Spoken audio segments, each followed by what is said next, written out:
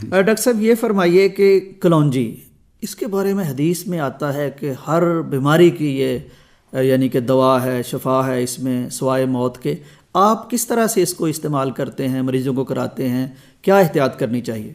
الحمدللہ رب العالمین. یہ جو کلونجی ہے نا، الحمدللہ یہ میری پہچان ہے.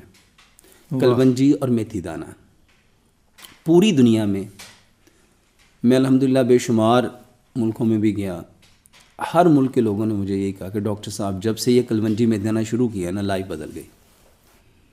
اور میں نے نبی صلی اللہ علیہ وسلم کی اس حدیث کے اکارڈنگ میں نے بلائنڈ ٹرسٹ کرتے ہوئے میں نے اس کے اوپر کام شروع کر دیا. واہ، حدیث پہ اعتماد کرتے ہو کہ اس میں شفا ہے اور ہر مریض کو یہی دیا. اچھا جی. لوگ سمجھتے پتہ نہیں میں کیا بیچتا ہوں. میری ہر دوائی میں کلونجی ہے اور میتھی دانہ ہے، ہر دوائی میں.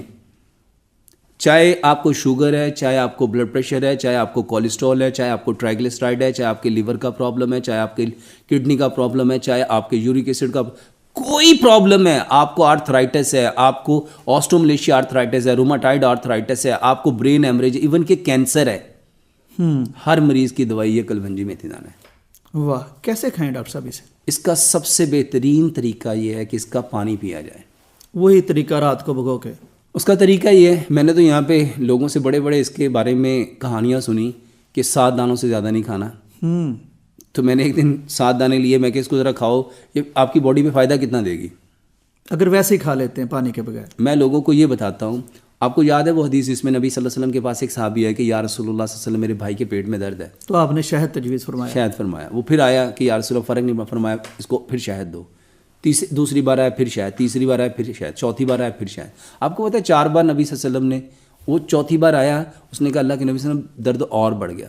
فرمایا شہد میں شفا ہے، تیرے بھائی کا پیٹ جھوٹا ہے. بالکل. ایکچوئل میں اس کے بھائی کو جتنی کوانٹٹی میں شہد چاہیے تھا نا، وہ ملا ہی چوتھی بار میں جا کے. بالکل. کلونجی بیماری اتنی ڈوزز بھی چاہیے، اتنی ڈوزز ہم کہتے ہیں شاید فوراً ہمارا کلونجی اور میتھی دانے کے بارے میں میرا یہ دعویٰ ہے کہ 5 گلاس پانی لیں، ٹھیک، 1 بڑا چمچ کلونجی کا اور 1 بڑا چمچ میتھی دانے کا ڈالیں. اس میں ایک تیسری چیز اگر اور ایڈ کر لیں وہ ہے مورنگا. اگر ان 3 چیزوں کو رات کو بھگو دیا جائے، 1 لیمن ڈال کے اس کو اچھی طرح بھگو دیا جائے اور اس کو ٹھنڈا کر کے اس میں 4 سے 5 پتے سبز دھنیے کے، 4 سے 5 پتے پودینے کے، 1 انچ کا ٹکڑا ادرک کا اور 2 سے 3 انچ کا ٹکڑا کھیرے کا چھوٹا چھوٹا کاٹ کے اس کے اندر ڈال دیا جائے. یہ ایک بیسٹ الکلائن واٹر ہے. زبردست. اب جو سائنس جانتے ہیں ان کو پتہ ہے کہ ہماری باڈی میں جتنے سیکریشن ہیں وہ ایسیڈک ہے، جبکہ اللہ سبحانہ و تعالیٰ نے ہمیں الکلائن پیدا کیا ہے، ہمیں مٹی سے پیدا کیا گیا ہے.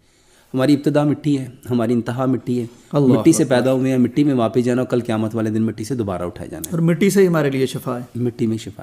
اب یہ جو الکلائن ہے یہ ایکچوئل میں الکلی جب ایسڈ سے ملتی ہے تو اس کو نیوٹرل کرتی ہے. اس کے پیچھے جو راز ہے نا، وہ راز یہ ہے کہ اللہ سبحانہ و تعالیٰ ہر بندے کو نیوٹرل کرنا چاہتا ہے. اور انفارچونیٹلی اب جھگڑا کیا ہے، ایک طرف مٹی ہے ایک طرف آگ ہے. مٹی آدم ہے اور آگ شیطان ہے. شیطان کون ہے؟ ان الشیطان عدو مبین. یہ اس آدم کا دشمن ہے. یہ اس کو کبھی بھی مٹی کی خوبیوں میں رہنے نہیں دے گا، یہ اس کو مٹی سے ہٹانا چاہتا ہے. یہ جو کلونجی اور میتھی دانہ ہے نا، ایکچوئل میں یہ دونوں چیزیں الکلائن ہیں. ٹھیک. اور اس کو لینا تھا پانی کی فارم میں.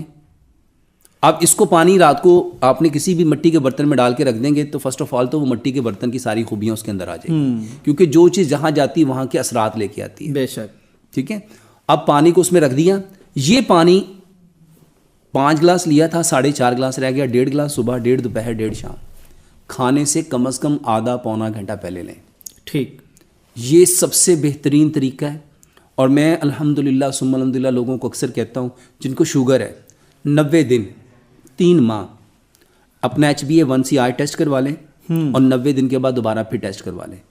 اگر 5.6 ان کا HbA1c نہ آئے، صرف 3 ماہ میں، 3 ماہ.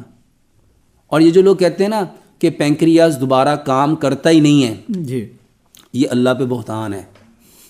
واہ. جیسے میں نے پہلے بھی آپ کو یہ بات کہی کہ بندے کی عمر 70 سال ہے تو پینکریاز کی عمر کتنی ہونی چاہیے؟ سوچنے کی بات ہے. بالکل صحیح، اتنی ہونی چاہیے جتنی عمر ہے. یہاں کہہ رہے ہیں کہ بس پینکریاز خراب ہو گیا.